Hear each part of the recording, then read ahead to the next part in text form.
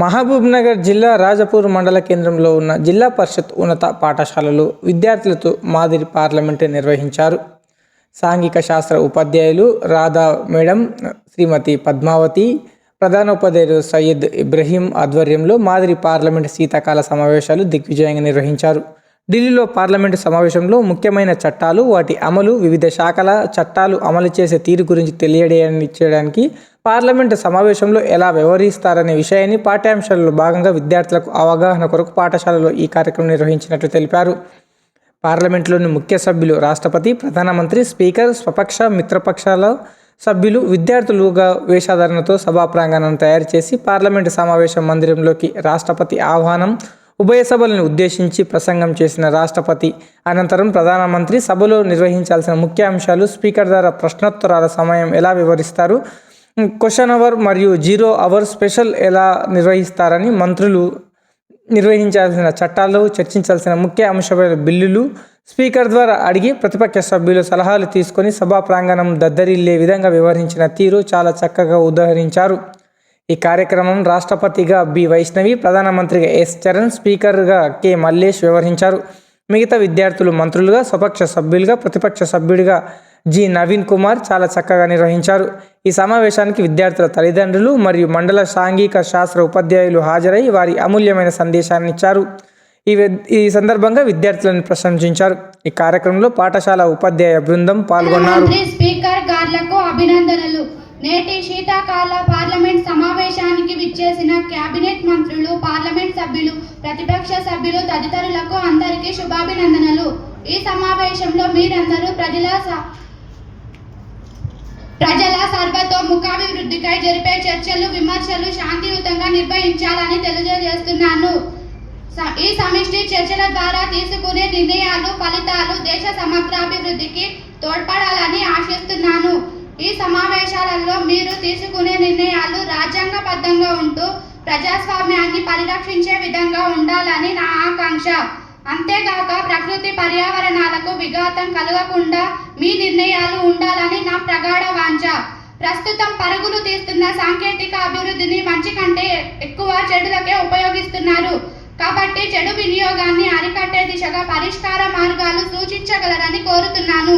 అదేవిధంగా ప్రస్తుత సమాజ చర్యలు చేపట్టాలని తెలియజేస్తున్నాను.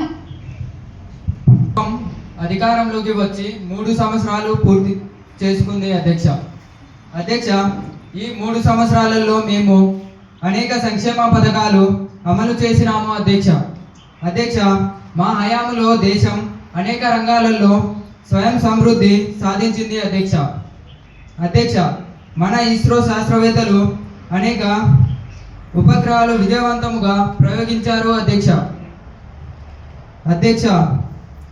అంతరిక్ష పరిశోధనలు కూడా మన దేశం అద్భుత విజయాలు సాధించింది అధ్యక్ష. చంద్రయాన్ వంటి అద్భుత ప్రయోగంలో మనం విజయం సాధించాము అధ్యక్ష. ఇరుగు పొరుగు దేశాలతో కూడా స్నేహ సంబంధాలు పెంచుకున్నాము అధ్యక్ష.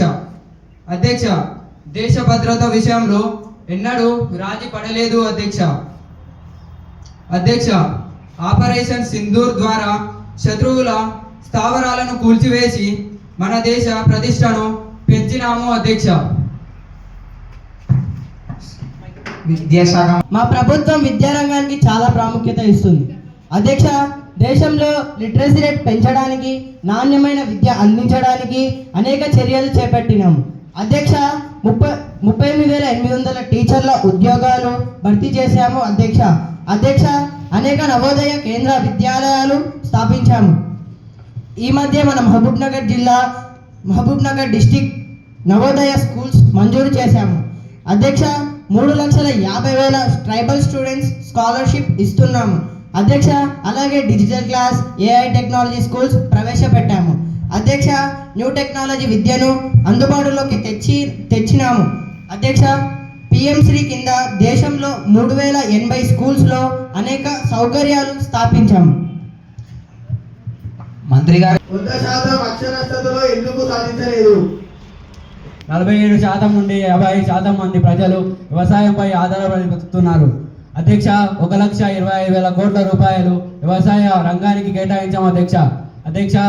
తక్కువ వడ్డీకి లోన్స్ ఇస్తున్నాము. నేషనల్ లైవ్ స్టాక్ మిషన్ ద్వారా వ్యవసాయ అనుబంధ రంగాలను ప్రోత్సహిస్తున్నాము అధ్యక్ష. అధ్యక్ష, చిన్న సన్నకారు రైతులకు పెట్టుబడి సాయంగా ఆర్థిక సాయం చేస్తున్నాము అధ్యక్ష. అలాగే మద్దతు ధర ఇస్తున్నాము అధ్యక్ష.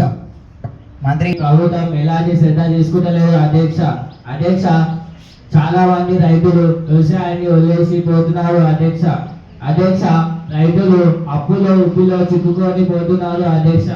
అధ్యక్ష, రైతులు చాలా మంది ఆత్మహత్యలు చేసుకుంటున్నారు అధ్యక్ష. అధ్యక్ష, దీనికి మంచి సమాధానం ఇవ్వాలని కోరుతున్నాము అధ్యక్ష. రైతులందరికీ మంచి సౌకర్యాలు కల్పిస్తామని హామీ ఇస్తున్నాను. దేశానికి రాజు కానీ రైతు తెచ్చుకొని తింటున్నారు అధ్యక్ష.